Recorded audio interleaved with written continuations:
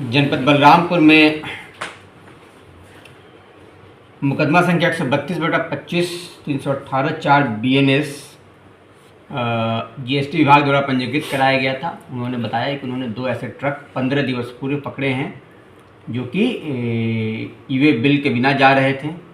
तो इसमें उन्होंने गाड़ी को फ़ाइन लगा के रिलीज़ भी कर दिया 15 दिवस के बाद। लेकिन जब मुकदमा हमारे यहाँ पंजीकृत हुआ तो हमने पूरी की जाँच शुरू की। तो जांच में जो सबसे पहला तथ्य निकल के सामने आया कि जो बिल लेके ट्रक वाले जा रहे थे उनके पास ई-वे बिल तो नहीं था, लेकिन जो बिल था वो भी फर्जी था। जो कंपनी पे GST रजिस्ट्रेशन दिखाया जा रहा था वो कंपनी एग्जिस्ट ही नहीं करती है, और उस कंपनी के जो मालिक हैं वो कुटिया में रहते हैं, उनके दस्तावेजों का दुरुपयोग किया गया था। इस कारण इसमें धाराओं की बढ़ोतरी की गई और इसमें पूरा अच्छे से विवेचना की गई। तो हमने ये पाते हुए पहले पूर्व में 4 अभियुक्तों को इसमें जेल भेजा जा चुका है और आज एक और अभियुक्त पकड़ा गया है जिसे जेल भेजा जा रहा है। और इसके पास से हमें मोबाइल नहीं बरामद हुआ है। पूर्व के सभी अभियुक्त अपना मोबाइल खो गया, टूट गया या पूरा का पूरा फैक्ट्री रीसेटिंग करके हमारे पास आया करते थे, जिससे हमें कोई साक्ष्य न मिल पाए। और इस बार अचानक हमें मोबाइल प्राप्त हुआ है। मोबाइल में बहुत से ऐसे चैट्स प्राप्त हुए हैं जिससे पूरा इस गैंग का मोटस ऑपरेंडी निकल के सामने आया है। और इसमें ये निकल के सामने आया है कि पूरा का पूरा ये जो गैंग है ये GST चोरी का संगठित रूप से कार्य करता है।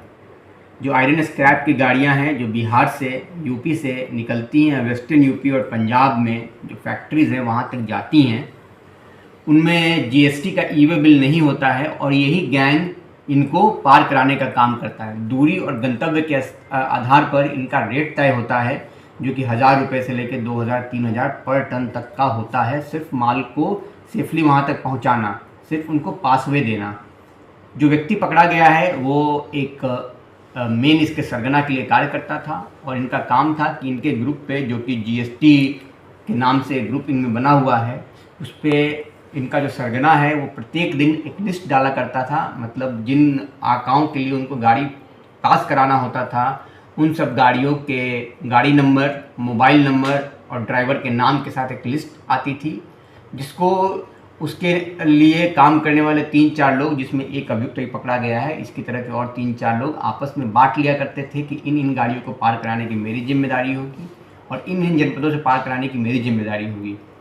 इनके पास इनके जो मेन सरगना है उससे फ़ोन आता था कि इस जनपद से इतने बजे गाड़ी निकलेगी और इस जनपद से इतने बजे गाड़ी निकलेगी, और ये कोऑर्डिनेट करके ड्राइवरों को इस बात की सूचना देते थे कि अब आप इस जनपद से क्रॉस करके अगले जनपद के बॉर्डर पर जाके लग जाएं। ऐसे करके ये लोग गाड़ियों को पार कराते थे। और अभी तक उसको कहाँ से सूचना मिलती थी कि ये अप्रोप्रिएट टाइम है पार करने का, इस पर जाँच चल रही है। और जब मेन सरगना पकड़ा जाएगा तो ये भी तथ्य सामने निकल कर आएगा कि उसे सूचना कहाँ से मिलती थी कि ये अप्रोप्रिएट टाइम है निकलने का। और हम लोगों ने जांच के क्रम में ये भी निकल के सामने आया है कि पूरे संगठित रूप से ये अंतर्राज्यीय गैंग है जो काम करता है।